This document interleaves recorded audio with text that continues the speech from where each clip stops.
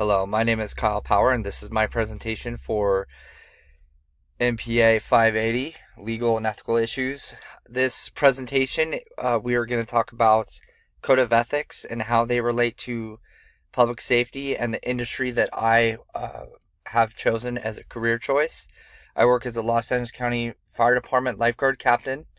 and we will look at the Code of Ethics that have been determined by the governing agency for lifeguards in the United States. Aside from that, we will also look at other religious or faith-based code of ethics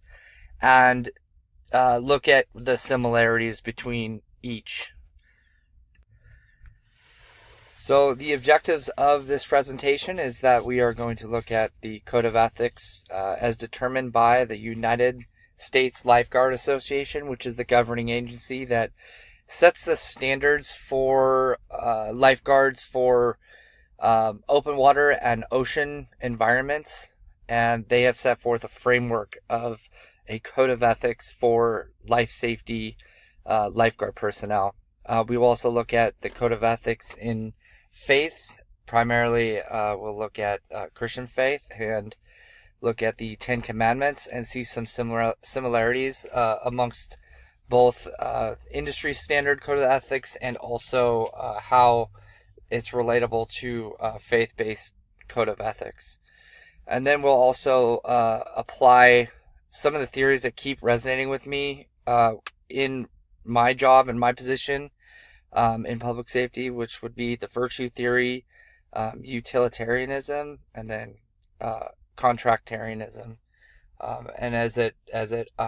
lends itself to moral and ethical standards and behaviors. Okay, so by looking at the United States Lifeguard Association as the governing body of standards for lifeguards, they set the standards for testing, certification, physical fitness, physical abilities, the bare competencies for use of equipment and rescue tools. They also have provided us with a nationwide code of ethics for lifeguards. Although this is a very broad statement, this is their ethical statement prior to listing the code of ethics that I'll follow up with on the next slide. You can read it, and some of the things that stand out to me are mostly the keywords that are kind of triggers to what the underlying theme of what is ethical. And for me, in this statement, it's trust and confidence placed in the lifeguard. So the trust of the public, acting with integrity, which obviously seems by now a recurring theme with ethical practices in public administration or public safety or public service. I think it was in the first 2 chapters this was heavily talked about in our text that we're reading, that integrity and trust, and then also having the public's confidence and doing what's best for the public. These type of themes throughout the code of ethics that I've looked at tie in with virtues that, like trust, that qualify actions in this career path as being virtuous and or just being trustworthy and a good employee. And the qualities that define what a good lifeguard is are ones that uphold the moral excellence that are defined in the Code of Ethics on the following slide. Some of these keywords like trust or confidence, duty, dignity, and ethical principles that I'll look at in the next slide. They have this kind of common theme throughout our own organization with the Los Angeles County Fire Department, where trust, integrity, teamwork, these things are seen through the core values that the department has, the vision statement, and also the mission statement, and providing life safety skills in a cost-effective, prompt, and skillful manner. So on the right side of this slide, it kind of lays out the USLA Code of Ethics that are although broad and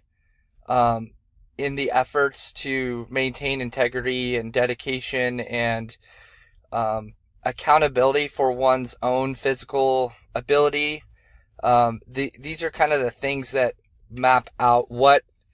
is a good lifeguard and what, as far as moral excellence goes. This kind of goes with alongside the virtue theory, in that tact and skillfulness is very important, combined with courage in a very, very tactful approach in every aspect of the job. We have very dangerous conditions like a lot of public safety has, and they're unique to lifeguards, but with enough skills to know how to act and when to act in appropriate manner is kind of guides us to be virtuous as employees, and then also ideally carry that through our careers to mentor and bring up and lead potential future virtuous employees and candidates for this position as being a lifeguard and working as a lifeguard. Okay, so as we looked at the foundation of moral code for lifeguards defined by the USLA, the faith-based example that I have are the Ten Commandments for a faith-based framework for moral principles and fundamental truths of moral behavior at that time. These were also created not only as principles for moral actions and behaviors, it also set the legal framework as well at that time of actions that were moral or immoral.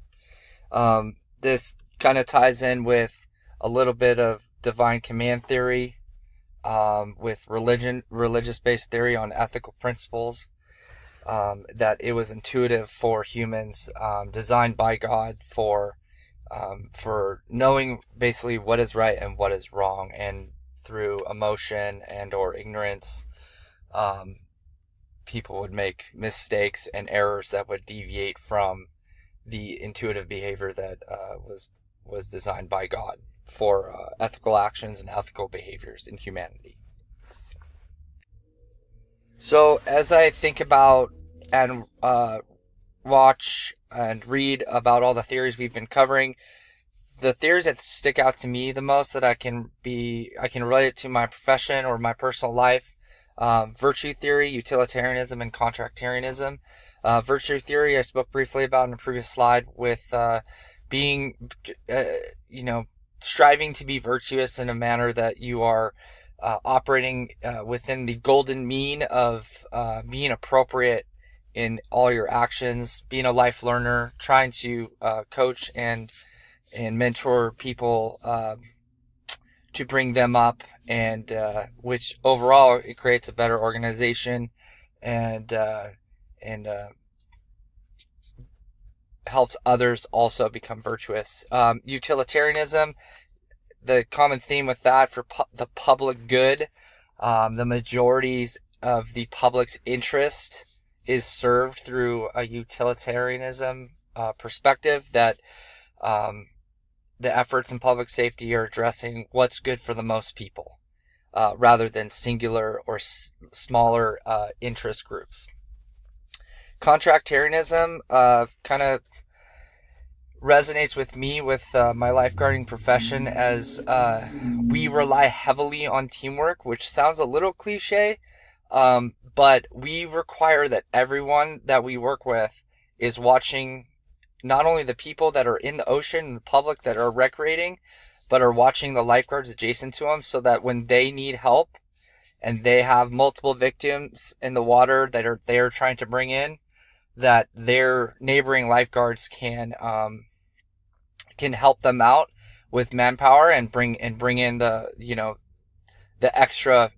victims, or being competent in their skills. And those are the kind of social contracts we have with each other as lifeguards. And when we do not meet our expectations amongst our own team of individuals, we experience kind of a, kind of a negative sentiment that we are not performing up to our expectations. And not that it would be something that would always be disciplinary, but you lose that trust, you lose that confidence in yourself and trust from your coworkers. So it's that in itself, through the mindset of contractarianism, that social expectation or contract that I have with my peers, helps me in striving to do better. And this is the conclusion of my presentation. I hope you liked it. We talked about Lifeguards Code of Ethics,